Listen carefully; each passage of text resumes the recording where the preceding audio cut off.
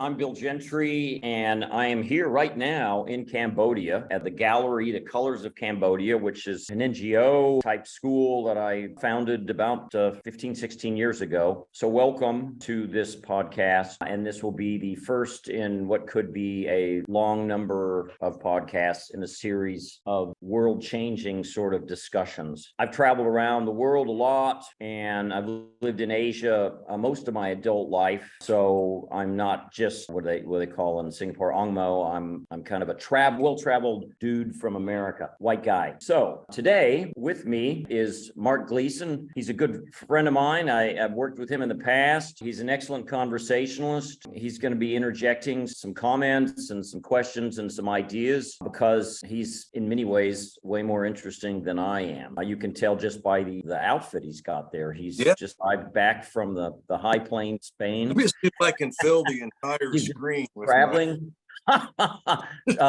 Thank you for stopping right there. He's good friends with Don Quixote, and he was out there training some new donkeys in Spain here recently as in between bottles of amazing Spanish wine. So anyhow, thanks again. I'm going to talk about my first trips to Cambodia and, how I got involved here. Marc, did you want to say anything?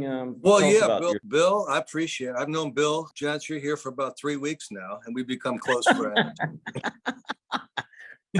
Oh, well, me and Bill probably are kindred spirits in a lot of ways, work together. And, hey, I'm just here to be Bill's Ed McMahon. That's really, so I will, a bit like Ed right now. Oh. It's cold here. What's the weather like there? And also, right what is NGO? Because I don't even know what that is, man. You said it's an NGO school. An NGO, that's non-government organization. So you're funding this. It's kind of an acronym, a little term also equates to a charity. It's a charity. Like if you see as an email address .org, O-R-G, organization, that could be an NGO. I got you. I just did not know what that meant. I'm just trying to help our viewers, educate them, get them involved. Thank you so much for that, because you're probably not the only one who's not 100% sure what that term means. NGO, non-government organization. So here I'm at it's like 8:35 here in the morning in Cambodia, and Marc there is at 7:30 at night. Marc is at the NBC studios in Hollywood. Are you right downtown Hollywood, or? It's a live satellite from Crane, Missouri. I think it's the set from Crane. So it's probably not as nice. What's the weather like there? Right here, it's gorgeously sunny. It will get hot. It will get up to maybe 30 to 32 degrees Celsius here, which is going to be somewhere in the 85 to 90 range, I think. And it'll be humid, but it's got cool over the night. Because it gets cool. It's winter here. It's not going to get cool enough to snow, but it gets down to about 22 degrees or maybe 75 at night, which is, with a little breeze, not bad. Where you're at now, are you at? I'll say a little bit. This is some of the art. That's art by Sophie Store. She's our gallery manager. There's some more art over here. Here's the back little office, and there's Sophie right there. Kind of maybe not quite world famous, but she's definitely famous here in, and I saw all the certificates that you've got over here, for appreciation. She's a leader in the community here amongst women as well as men. And this art project now has become a very prominent and pretty well-known organization here in Siem Reap. And I'll explain why we're in Siem Reap. How did you first come about going to Cambodia? I know you've lived in Singapore and you've been an international traveler, with 1 foot in the United States, 1 foot over in Asia. But why then Cambodia? At one point, I would say it was more like, all my feet were over here. I would say there's about a 10-year period, Marc, where I only spent about 2 weeks a year in the States, or so it seemed. I got quite disconnected. Like a lot of these football teams, Tennessee Titans. I came back to America and what is that? What's a Tennessee Titan? What do these guys do? I didn't think they played football in Tennessee.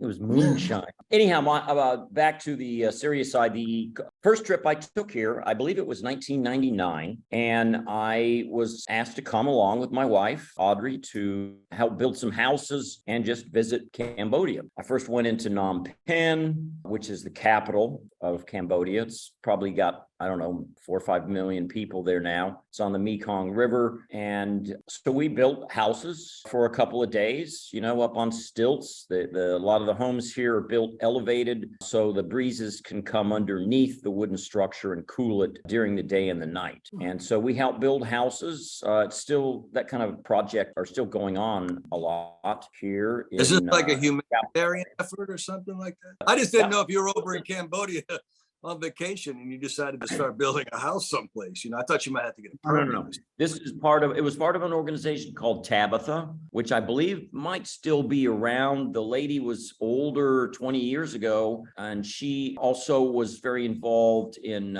helping teach skills for women. There's still, I think, multiple wives concept here in Cambodia. I don't know if it's really legal or not. Are they Mormons over there? Is that religion? Is that a big deal over there? John Mormon or whatever? Is they Mormons? No, I think even in the Chinese cultures and many of the Asian cultures, to have more than one wife, is that not correct, Sophie?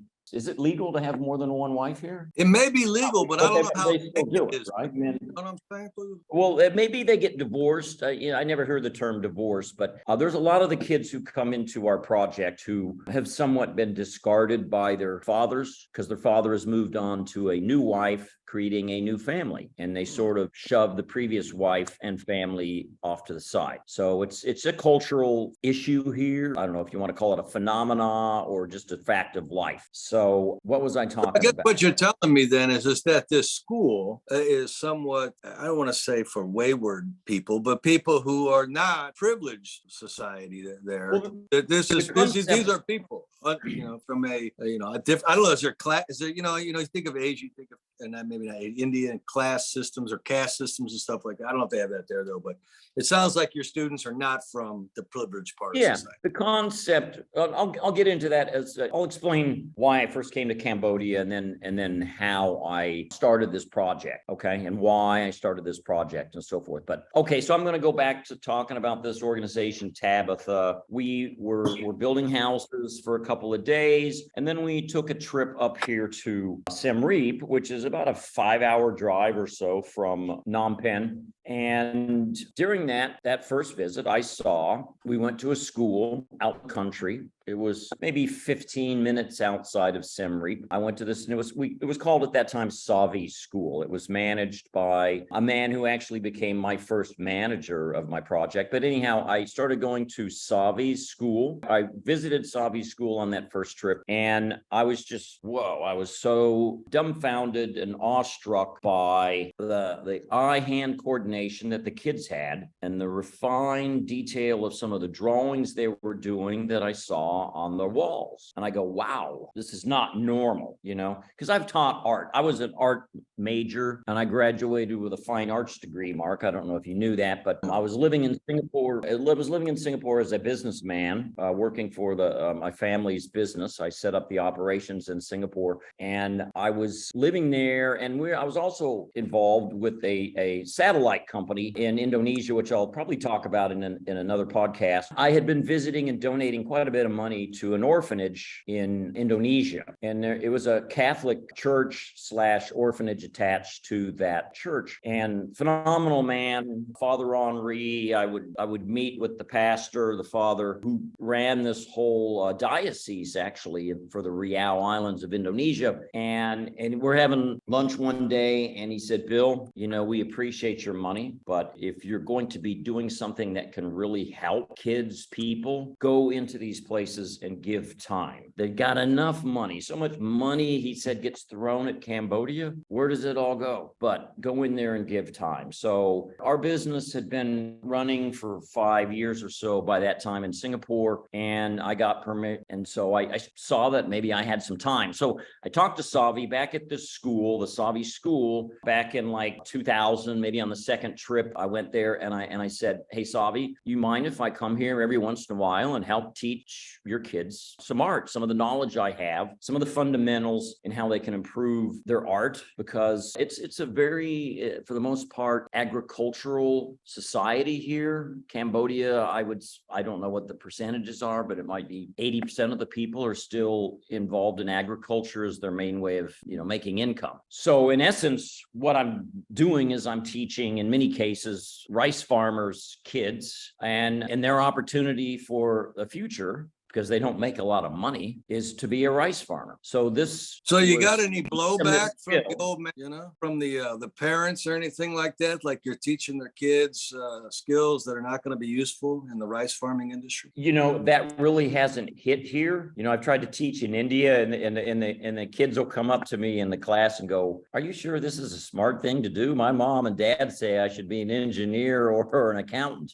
And I'm like, learning how to draw and paint can only be a good thing. Now, whether you want to become a professional artist or not, it's one of the toughest things to do. There's more brain surgeons in America than there are artists who make their living off of their art. It's not an easy thing. But here, a kid can sell a drawing for $10, $20, and that can feed a family for a week. Literally. So it's a big deal. Suddenly it becomes something that's very valid here. And a lot of art gets sold here in Siem Reap, because Siem Reap it's a tourist town that draws people from all over the world. It makes it an interesting town. So anyhow, I got permission from Savi to come into his school and start teaching. At that time, there was about 6 kids. And for some reason, we always kind of refer to them as the advanced kids, because they're, let's say 10 years and up. And my first really, really gifted student, which we came up with the term rock star. My first rock star was a guy named Pen Ritty, who went on to college in Phnom Penh. He got some subsidies elsewhere, went on to Phnom Penh to college, and has now become a very prominent architect here in Siem Reap. And he's nothing but effusive with thank yous to me for the help, maybe the hope, the additional skill sets that I handed over to him. Back in 99, and I'd forgotten about when I'd really started this. This was back almost before cameras. It was definitely before camera phones and everybody took a picture of everything that's going on every 30 seconds. But Pen Ritty said, "Bill, it was 1999, because I think I was 12, and in 1999 I was 12. And then I helped teach him all the way until he, left off for college. So anyhow, I start coming with the permission of the wife. My sons by that time were like, "Hey, Dad, we're going to hang with our friends. We don't need you around here all the time. Great to see you, but yeah, if you want to go to Cambodia, go ahead." So I started coming to Cambodia about every 10 weeks for, let's say, an extended long weekend, and teaching at Savi's school. And then it went beyond that to I started visiting other schools out in the country. One of them that I'll make note of right now was called Bakong. And actually, Bakong is near one of the old ancient temples, the Bakong Temple. But that school was even way more remote and, let's just say, poor. We're talking no lights in the classroom. All the lights come in through the windows, tables that were just barely hammered together, old wood and dirt floors, and teachers who would oftentimes not even show up, because the government back in those days paid the teachers so little that teachers couldn't survive off of it. So in a lot of the schools, I'm told, and in that school, the kids would have to donate money to the teacher so they could come regularly and teach them. It was at that school where I would take all the materials with me. I mean, I'm doing all this for free. So when I'm going to Savi school, I'm bringing drawing pads, I'm bringing paper, I'm bringing the pencils, and all that is still the same concept with the Colors of Cambodia project. But I'm bringing all these materials. And during this process, I would bring crayons. Some of the kids trying to eat the crayons because they were colorful and looked like candy or something to that effect. So we're talking pretty remote here, right? We're talking pretty remote, but still, Marc, this amazing amount of talent. I think you mentioned, what are some of the names like here? A lot of the people here are named with like the S as the first letter. Now, the written language here, I think, is a variation of Sanskrit. Is that right? The written Khmer, do you know what the basis is? catch you later on that. There's not letters. It's not like A, B, C, and D, and they somehow do a transformation into Khmer, which is the Khmer culture here in Cambodia. They're not Cambodian as much as they're Khmer. I called it Khmer incorrectly for many years, but it's Khmer. And their language looks very similar to Thai. It's not like Chinese. It's more, I think the roots are more back in Indian, Sanskrit. It's very gorgeous and curvaceous. Now, being that you've been there you've come and gone and stuff, and you've been going back there for 20 years, do you speak any of the language, or can you write the Sanskrit? Can you understand? Have you picked up? It seems to me it'd be complicated. I speak some of the general words like sok sabai, which is sort of hello, how are you? Akun is thank you. My knowledge here of the language is it's sadly poor, but I intend to start spending more time here after I've retired from the family business. And so I want to start learning the language. It's a unique language, but there's many people like Sophanie here. We've got Saruan was a previous manager. We've got Set Singh is one of our key artists. There's a Narath and a Narak. Pen Ritchie was a name. Is that Lionel's kid? No. Lionel? Lionel's kid. Pen Ritchie? I don't know. Okay. So I would continue to travel here for probably 3 years, just coming in, let's say 5 times a year and teaching and developing relationships with more and more people. And some friends of mine were telling me that, hey, man, Siem Reap is going to take off. For a while with these famous temples, and one of them got made quite famous by Angelina Jolie in the movie The Tomb Raider. There's these temples, much of these temples basically got forgotten, covered up in jungle, but not totally forgotten. And they were still, I think, active Buddhist monasteries. The country here, Cambodia, is predominantly Buddhist. Basically, it could be called the Angkor Wat complex. The Angkor Wat picture simplified is on the flag of Cambodia. And so Cambodia was starting to come on the radar because temples, Siem Reap is the sort of gateway city to the temples. Angkor Wat is just a 20-minute drive from here. And it's the largest temple complex still in the world. Wow. If I was going to go on a temple vacation, I should go there then, right? If you're going to go on a temple vacation, this is one of the spots. I've read that the temple complex here, there's about 80 temples. It was a situation where there's this kind of multi-century dynasty here in the Siem Reap area where every king would have a new temple for his love of his god or his wife or whatever, a lot of temples. So I think there's 80 main temples, and there's maybe hundreds of, let's say, smaller temples outside of the complex. But anyhow, the Angkor Wat complex, they say, is the only structure that you can see when you're in space. Next time I'm in space, I'll be sure to check it out. And I know you make a lot of money in that electronics industry, and you and Bezos will probably be sharing a SpaceX or whatever Blue Origin flight. I'm expecting you to be one of those guys. There's a big underground temple community here in Springfield. I tell you that right now. You got 80 temples. I bet you we got 250 Chinese restaurants here. So go figure. We put our priorities.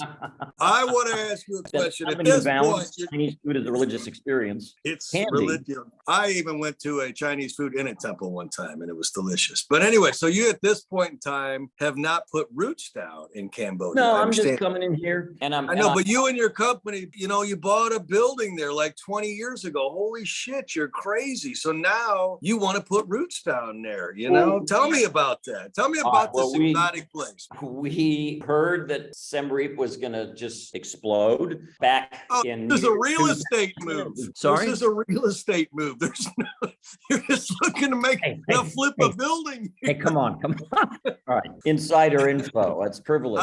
How do you think these kids get their parchment paper? For God's sake, we got to flip a few buildings in Camp. You bought the temple complex, didn't you? You and your family own the entire temple complex. We made an offer on buying all of Angkor Wat, and I think we were in the final running. All right, back to a question that's probably in some people's minds. If I don't speak the local language, how do I communicate? Okay, and how do I travel around to these very varied schools? Answer is, I had a translator. I found a tuk-tuk driver called Lion, and he spoke great English. He was also a tour guide because the tourism industry was starting, and a lot of people here locally are learning English. Prior, they might have been learning French because this was part of French Indochina. Much of the culture is influenced by the colonizing French who colonized and lived in this part of the world, and I guess ruled this part of the world for 150 years. I don't know exactly the number of years, but so there used to be mostly French spoken here, and it was mostly when I started traveling here, and also during this trip also, it's mostly French people. If you're going to see Caucasian, they're generally speaking in this part of the world, in Siem Reap, they're going to be French, and then probably second would be Australians. Of course, yes, there are Americans here, but they're not a majority of the Caucasians. So Lion starts to travel with me. He'd pick me up at the airport. He would be my driver. I'd hire him for a week, and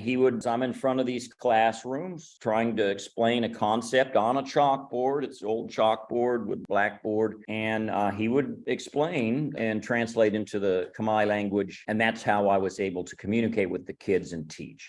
Beautiful story. Let me tell you that. Yeah. I like that. So then it becomes kind of. Well, listen, seriously, I mean, once you start, I think there's got to be, once you're starting to communicate, right? But your real communication is with the paintings, right? You know, I mean, you can communicate that way with the students too, right? You know what I mean? Of course. And you can also heal. And I think the biggest gift I've given of all is, hope. There's something more to life. And I might be able to get good enough and sell some of my art as these kids grow up. One of my students, Punlur, now is becoming sort of a famous painter down in Phnom Penh at a gallery. He's got a gallery representing his art. He's a phenomenal painter. Anyhow, we get kind of like convinced maybe we should try and make an offer on a building. Our offer to buy Angkor Wat has been turned down. Maybe let's get a step down, be more humble. And we found a building right in the middle of town, right near the old market, right near what has become Pub Street, very famous street for bars. We have moved out of that and sold that building, but we bought a building and we started having what I would say advanced classes in the building. I started hiring part-time at first teachers. There was a school in another city here called Battambang where the French had an art school. Battambang, what is it, 2 hours away? 3 hours from Siem Reap. There's a really huge multidisciplinary and cultural art school in a city called Battambang. And so I started finding ex-students from there who would come in and teach and then teach the kids inside the gallery, which was now, we did buy the building. What is the building zoned as? Is it a building designed for teaching? I mean, I don't think they really have that kind of a concept here of zoning it. Our address, because this is still formerly a communist country, we were part of a commune. We were within a commune. The only reason I asked that question is that, coming in a foreign American or whatever, coming in, buying a piece of property, how do you do that? Does it require lawyers?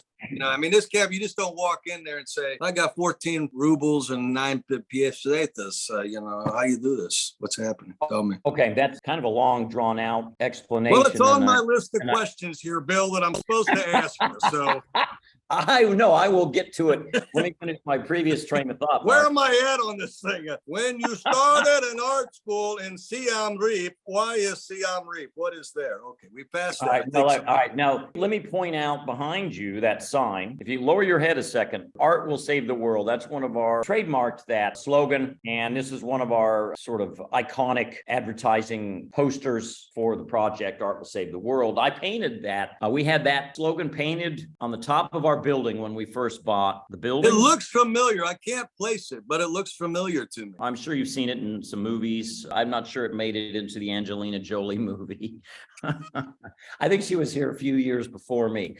So we bought the building. I'll explain how we went through that process. But we bought the building, we moved in, we did some renovation work to it after a while to where we could have some sleeping quarters upstairs. This time still had a good relationship with Savi, but Savi moved on to work for another organization. We were a poorly, marginally funded project. In those days, we weren't an official NGO. So it was all very minimal amounts of funding. anyhow, we had teachers come and go because they could, as this area progressed, more and more companies moved in who could pay better salaries than we could. Oh, the Vietnamese concept. Before I explain about buying the building, the Vietnamese concept is I traveled a lot to Vietnam for business because we had some very large vendors who supplied us electronic components that we put into our bigger electronic components. And there's so much amazing, good art done in Vietnam. The Vietnamese people really learned a lot about the art painting skills from the French. And so in Hanoi and in Ho Chi Minh City, used to be Saigon, there's amazing number of galleries highlighting what I think is some of the best paintings in the world that are made in Vietnam. And so I thought, well, with the talent that's here in Cambodia, innate talent that's here, it's in their blood, I think, here. It's a right brain society. They're just amazingly creative. They just need some help. So anyhow, I thought I used to call it my Vietnam concept, which is do what the French did in Vietnam. And I would help to try to do that here in Cambodia. So I got you. The Vietnamese concept thing is all about. So I think it was probably around 2003, I started looking for possible sites for the Colors of this project, which we ended up calling the Colors of Cambodia. And I found a building right downtown. I think I mentioned earlier near Pub Street in the old market. It was 3-story, kind of a townhouse structure, maybe 20 feet by 100 feet deep, and then 3 floors. There was 2 floors actually, and then there was kind of like a little penthouse hut on the top. Were the second and third floors too? No, we had tile floors. Thanks. We're in the big city, so the floors were tile. And a lot of the old houses here are really gorgeous, and they're all made out of wood everything. And that's common also in Thailand. I have not witnessed that in Vietnam. So I've gone to what do we call it, a mixer. I was part of the Chamber of Commerce. The company was in Singapore, and I went to a kind of a mixer where the topic was, and there was a speech given, and it was about investing in Cambodia. And prior to that, I'd been a little bit on the fence about, really, do I want to spend the time, the money, tackle the possible issues of buying a property in pretty much a total full-on third world country. So I met at this mixer in Singapore, I met the ambassador to America, to Cambodia. He was a ex-general in the military, and I met some lawyers. He introduced me to some lawyers who were based in Phnom Penh. One of them I understand was part of the whole Angelina Jolie entourage when she adopted kids and etc. But so we're dealing with probably the most. Are her kids Cambodian? I think she adopted 2 or 3 from here. Wow. And I think that was before the Brad Pitt period. Who's from here? He's from Springfield, Missouri, where you're sitting right now. Okay, so I started having conversations with the lawyer. I went and visited him. He was very gung-ho on, of course, more companies like ours getting involved in Cambodia, more investment, more intellectual spreading of concepts and teaching the kids art. He thought it was a wonderful deal. So he took on our project, and he gave me one of his lead lawyers to help us go through the process of what we needed to do. So what we needed, because a foreigner and a foreign company at that time could not purchase landed property in Cambodia. So we created a number of legal documents, but the key one, it was called a power of attorney. And I also became familiar with this in some projects that we had in Indonesia where, foreigners are not able to do certain things there. So what you do is you get like local nominees who basically say that they will be in writing only, the owners of the building, the separate power attorneys, it alleviates them of any financial or legal issues that might come out of this whole project. There was a Buddhist prayer going on outside just a second ago. A monk just walked by. Really? Can you snatch the pebble from his hand? No. I am the pebble in his hand. When I'm in the right space, when I get in that right space, I become the pebble. The building was very important. It became a community center. It became a big advertising sign, Is that all you do in this place? These 3 floors, are they committed just to, you met on a community center, there's other things like, people, like you said, you get maybe a wayward soul that needs a place to stay for an evening or something like that. Sometimes the kids will sleep. Yeah, that's what I'm saying. In one of our rooms here. And I've slept in some of the rooms here, but dedicated art, Yeah, though, right? There's no other studies. Pardon? There's no other studies. It's simply an No, art building. well, that's all that I finance and teach, but I know the kids come here and they might study on their other academic pursuits. We play a lot of music here, the traditional instruments. So many of the kids have learned how to play guitar, and some of the kids come in here every day. Right. Like, Pardon? but do the kids come after school, or could they come Yes. during? Yes, they come after school and maybe stay into the evening. All right, so not to bore you, let me finish. We find this guy who's going to sell us this building, and he's an older guy, and he doesn't speak any English. And so my lawyer is doing a lot of the negotiating, and let's just say the number was $100,000 to buy the building. So he's not speaking English, and he's of this age of which people are telling me, Bill, you'd better be careful, because this guy, if he's alive right now, and you're familiar with the whole Civil War genocide sort of scenario that started here back in the 70s. So the word was, if that guy is alive at that age, he had to have been Khmer Rouge. So you're dealing with ex-Khmer Rouge, Bill, so be very careful. So, okay, fine. We explained to him that the money is going to be wire transferred into his account. We've signed all the papers. The money is going to be wired into his account, but it's going to take 2 or 3 days. Well, we go through this process. The money was wired. The next day, the money's not in his account, and I understand he just went ballistic. He went crazy ballistic. My lawyer said, holy man, this could turn into a catastrophe. I'm going to try and calm this guy down. Maybe we wired the money and now it's gone and we'll never see it. When we went into this whole project, we were aware that anything could happen at any time, and the $100,000 we're spending, we kind of immediately wrote it off, all right, because we just didn't know whether what was going to happen. We're taking a chance, we're international businessmen, and as far as I'm concerned, that's basically the only way you're going to be able to move forward in many parts of the world. It's taking chances. So I said, okay, I'll meet the guy and I'll try to help explain and calm him down. So we met at this famous restaurant outdoors, and I said, I want to be outdoors where a lot of people can see what happens if something really gets ugly.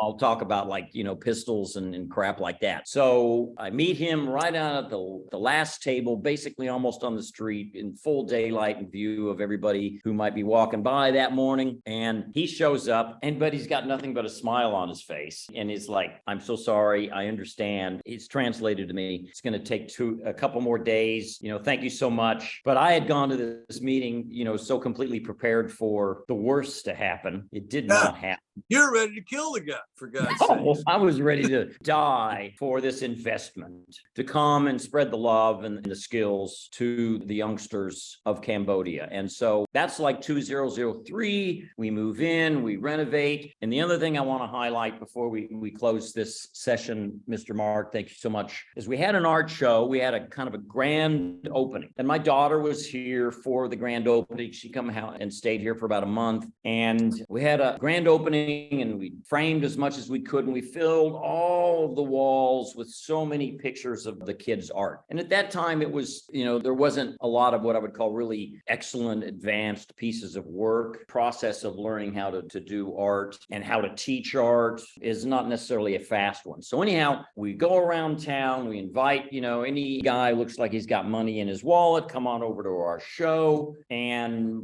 what happens is there had been some kind of a convention of doctors in town going on, doctors from Johns Hopkins University, a very famous medical school in America, and in Baltimore, I believe it is. And about 5 or 6 of these guys came and they bought everything off the walls. We completely sold everything we had for sale that night. And it was sort of like a blessing from God. This project is ordained. It's going to be successful. And we move forward. We had a wonderful evening, and I thank Johns Hopkins University and their amazing doctors to come and help us really start Colors of Cambodia project in a phenomenal take flight sort of moment. You, Marc Gleason, what's happening right now is I'm thanking you. I want you to tell me right now, do I have talent? Because this is what I'm thinking right here. This is eye-hand coordination. Look at this guy right here.